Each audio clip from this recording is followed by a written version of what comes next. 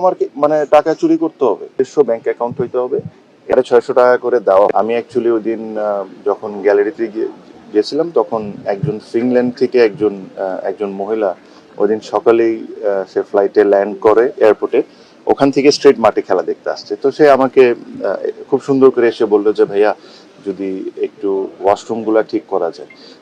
আপনি হয়তো বা শুনে অবাকই হবেন যে স্টেডিয়াম যখন বিল্ড হয়েছিল 2007-এ, তারপরের থেকে আর বাথরুম নিয়ে কোনো রেনোভেশন হয়নি, and this is not right.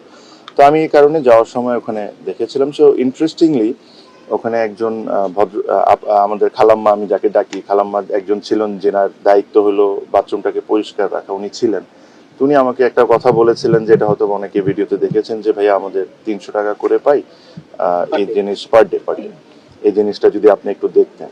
তো কালকে আমি বিসিবিতে গিয়েছিলাম, বিসিবিতে যেয়ে আমি জিজ্ঞেস করলাম যে আমরা যে ক্লিনিং সার্ভিসটা আছে এদেরকে পার পার্সন কত টাকা করে দিই। তখন জেনে অবাকই হলাম যে 650 টাকা করে দিই। তো তখন আমি জিজ্ঞেস করলাম যে 650 টাকা করে দিই, তাহলে এরা 300 টাকা কেন পাচ্ছে? আমি বললাম যে ক্লিনিং সার্ভিসটা টেন্ডারের মাধ্যমে অ্যাওয়ার্ডেড হয়েছে তাকে ডাকে। তো তাকে ডাকলাম, তাকে ডেকে আমি জিজ্ঞেস করলাম যে এটা রিজন কি। তো যে জিনিসগুলো শুনেছি এগুলো আসলে শকিং, খুবই শকিং। মানে এই জিনিসগুলোও যে বিসিবিতে হয় আইডিয়া তো ছিলই, বাট এই লেভেলের হয় এতটা আইডিয়া ছিল না। মজার বিষয়টা হলো বিসিবি নিজস্ব অনেক এমপ্লয়ি আছে, অনেক ক্লিনার আছেন, বাট যখন একটা সিরিজ চলে তখন বিসিবি এরকম থার্ড পার্টির থেকে টেন্ডারের মাধ্যমে ক্লিনিং সার্ভিস থেকে এই সুযোগ সুবিধাটা নেয়।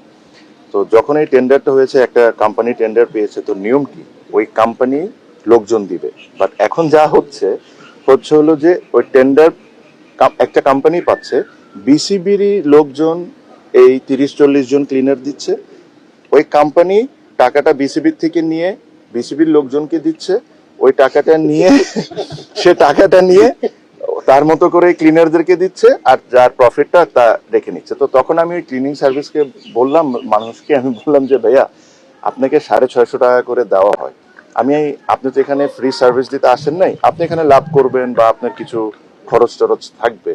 তো আমি ধরলাম যে 650 টাকা থেকে পার পার্সন 150 টাকা আপনি লাভ করতে পারেন, খরচ টরচ থাকতে পারে। বাট এই মহিলাগুলো তো 500 টাকা পেত, আমি 500 টাকা করেই দিই। তো বলে আমি জিজ্ঞেস করছি কাকে দেন, তো বলে যে বিসিবির ওই উমুকরে দিই। উমুকরে দেওয়ার পর উনি আবার ওই ভদ্রলোকটা খালাম্মাদেরকে 300 টাকা করে দেন, মাঝখানে 200 টাকা ওই যে একটা মানুষ বিসিবির একজন এমপ্লয়ি।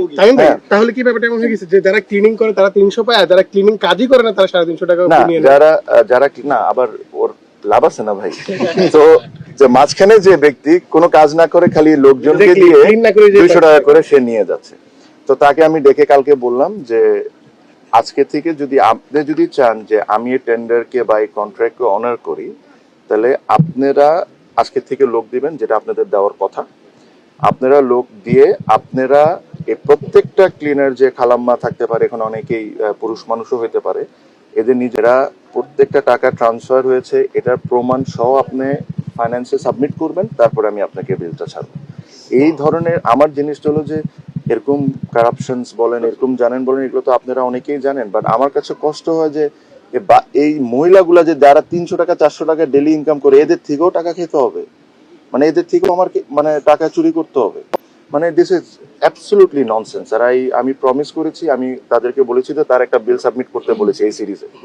আমি বলেছি যে আপনি 30 জন মহিলাকে ডাকবেন, আমার সামনে তাদেরকে 500 টাকা করে দিবেন। 100-150 টাকা আপনার লাভ থাকতে পারে, কারণ যদি কোনো কোম্পানি একটা কাজ নেয় তার অনেক কিছু কিনা লাগে, তার নিজস্ব কোম্পানি চালাতে হয়, তার একটু লাভ করবে সে, এটা দ্যাট ইজ ফাইন। বাট যে আপনি মহিলাগুলোকে করেছেন ওগুলো আমার সামনে আপনি ডেকে সবার সামনে দিবেন। তারপর থেকে যদি আপনারা চান তাহলে আমি কন্ট্রাক্ট অনার করতে পারি, নাহলে ভাই আমি আপনাকে কন্ট্রাক্ট তো ক্যান্সেল করবোই করবো, আপনাকে ব্ল্যাক লিস্ট করে দিব যে ভবিষ্যতে কোনোদিন আপনি বিসিবিতে কাজ না করতে পারেন। এটা তো হইতে দিব না ভাইয়া। আর দ্বিতীয় কথা হলো উনি হলো থার্ড পার্টি থেকে ফোর্থ পার্টি, থার্ড পার্টি তো দেওয়ার কথা, দিচ্ছে হলো ফোর্থ পার্টি, যেটার বিষয়ে আমরা কিছুই জানি না, which is very